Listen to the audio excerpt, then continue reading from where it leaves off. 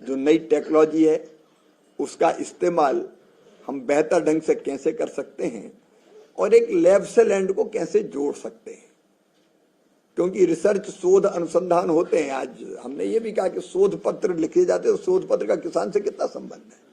आपने एक research paper लिख लिया और संतुष्ट हो गए, लेकिन उस रिसर्च पेपर का लाभ खेती को कैसे मिले, किसान को कैसे मिले, उस पर उसका मैकेनिज्म बनना जरूरी है।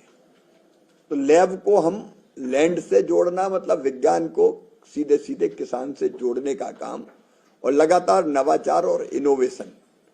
और फिर एक विचार ये भी उभर के आया कि इनोवेशन के लिए और फंड्स की आवश्यकता।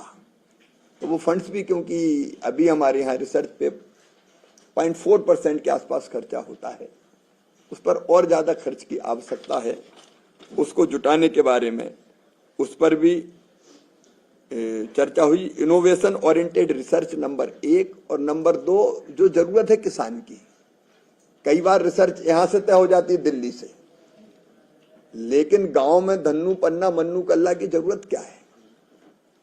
जो खेत में काम कर रहे हैं उनकी आवश्यकता कौन सी रिसर्च की है। तो अब रिसर्च अगर करेंगे तो जो खेत में काम कर रहा है उसकी जो जरूरत है रिसर्च की, उसको देख के रिसर्च करना और उस तक पहुंचाने का प्रयत्न करना। हम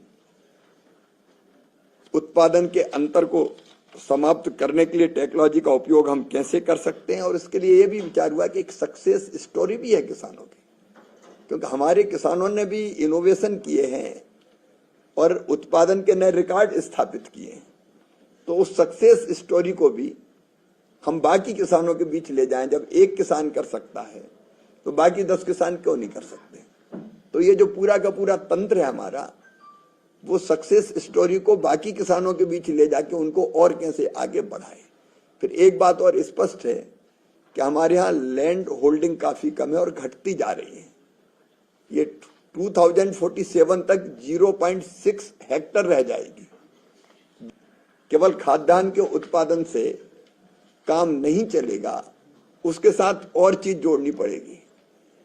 अब उसमें पशुपालन, मछली पालन, मधुमक्खी पालन, कृषि वानिकी, अलग अलग कौन से काम हो सकते हैं, तो उस पर भी हम लोग चर्चा कर रहे हैं। एक बात और है कि हमारे पास 4.5 लाख से ज्यादा का जीन बैंक है, जर्म प्लाज्म हमारे पास है। उसका एक्सेशन, उसका उपयोग हम नहीं कर पा रहे हैं।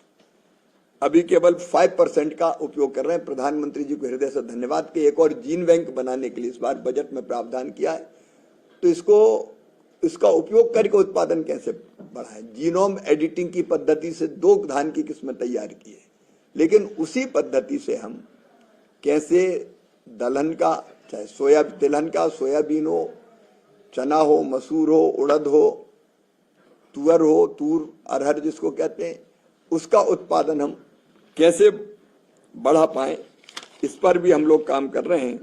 और पानी की खपत को कैसे कम करें पर हेक्टर, क्योंकि पानी अब एक बड़ी समस्या बन के सामने आ रहा है। तो कम पानी में ज्यादा उत्पादन, ज्यादा फसलें, ऐसे कई महत्वपूर्ण मुद्दे हैं जिन पर हम लोग बहुत गहराई से चिंतन और विचार विमर्श कर रहे हैं। और आज अभी चूंकि एक ही सत्र हो पाया है, थोड़ा हम लेट चल रहे हैं, अभी दूसरा सत्र होगा। उसके बाद जितने विचार आए हैं उनको कंपाइल करेंगे, और उसमें से आज हमने कहा है कि एक्शनेबल पॉइंट्स कौन से हैं। ऐसा नहीं कि बुद्धि विलास किया, भाषण दिए और उसके बाद सब भूल गए, फिर अगले साल मिले। इस बार हम लोगों ने तय किया है एक शॉर्ट टर्म गोल, हमारे टारगेट 1 साल का क्या, हम कुछ तो चीज तय करेंगे। ये 3-4 चीज इस साल में ही हम अचीव करेंगे।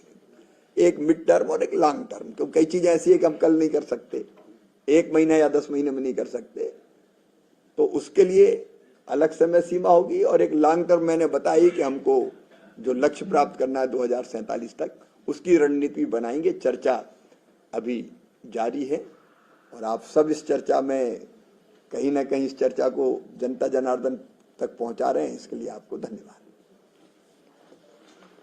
ठीक है, अभी तुरंत शुरू करना है, तो बहुत बहुत धन्यवाद।